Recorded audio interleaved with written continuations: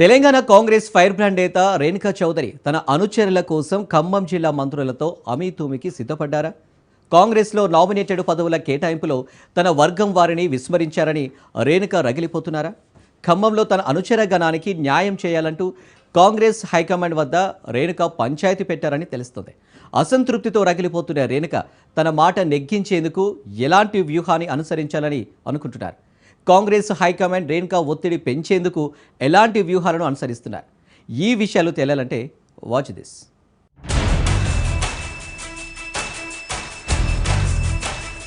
గతంలో ఖమ్మం జిల్లా ఎంపీగా కాంగ్రెస్లో చక్రం తిప్పిన సమయంలో రేణుకా చౌదరి మాటకు ఎదురుండేది కాదు. వైఎస్ రాజశేఖర్ రెడ్డి సీఎంగా ఉన్నప్పుడు ఖమ్మం జిల్లాకు చెందిన నామినేటెడ్ పదవుల విషయంలో సీఎం మాట కంటే రేణుకా సిఫార్సులకు కాంగ్రెస్ హైకమాండ్ ప్రాధాన్యతనిచ్చేది.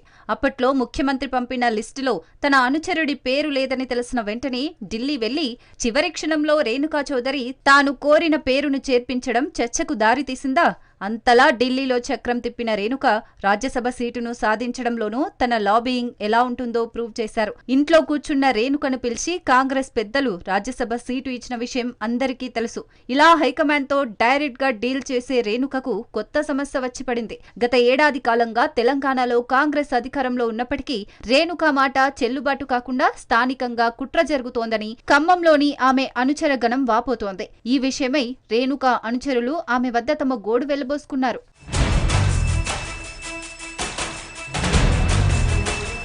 ఖమ్మం జిల్లాకు చెందిన సీనియర్ నేత అయినప్పటికీ తాను సిఫార్సు చేసిన కొన్ని పేర్లను పక్కనబెట్టి నామినేటెడ్ పోస్టులను భర్తీ చేయడంపై ఇప్పటికే రేణుక బహిరంగంగా అసంతృప్తి వెళ్లగక్కారు. ముఖ్యంగా ఉప ముఖ్యమంత్రి భట్టి విక్రమార్కతో పాటు ఖమ్మం జిల్లాకు చెందిన మంత్రులు పొంగులేటి శ్రీనివాసరెడ్డి, తుమ్మల నాగేశ్వరరావు కూడా తన మాటకు విలువ లేకుండా చేస్తున్నారని రేణుక రగిలిపోతున్నారు. తాను 2 దశాబ్దాలకు పైగా ఖమ్మం కాంగ్రెస్ ను శాసిస్తున్నప్పటికీ తన వర్గాన్ని పక్కన పెట్టి జిల్లా మంత్రులు వారికి కావలసిన వారికి పదవులు ఇప్పించుకుంటే తాను చూస్తూ ఊరుకోబోనని రేణుక వార్నింగ్ ఇస్తున్నారు. తన మాటను లెక్క చేయని ఖమ్మం జిల్లా మంత్రులకు సంబంధించి హైకమాండ్ వద్ద ఫిర్యాదు చేయడంతో పాటు వారి శాఖలకు సంబంధించిన లోపాలపై దృష్టి పెట్టి ఈ విషయాలపై ఓ నివేదిక సిద్ధం చేసి కాంగ్రెస్ పెద్దలకు పంపాలని రేణుక వ్యూహం రచించారని తెలుస్తోంది. మరి ఈ వ్యూహం ఎంతవరకు ఫలిస్తుంది? రేణుక ఇచ్చే సమాచారంపై కాంగ్రెస్ ఏ విధంగా స్పందిస్తుందనే విషయాన్ని వేచి చూడాలి.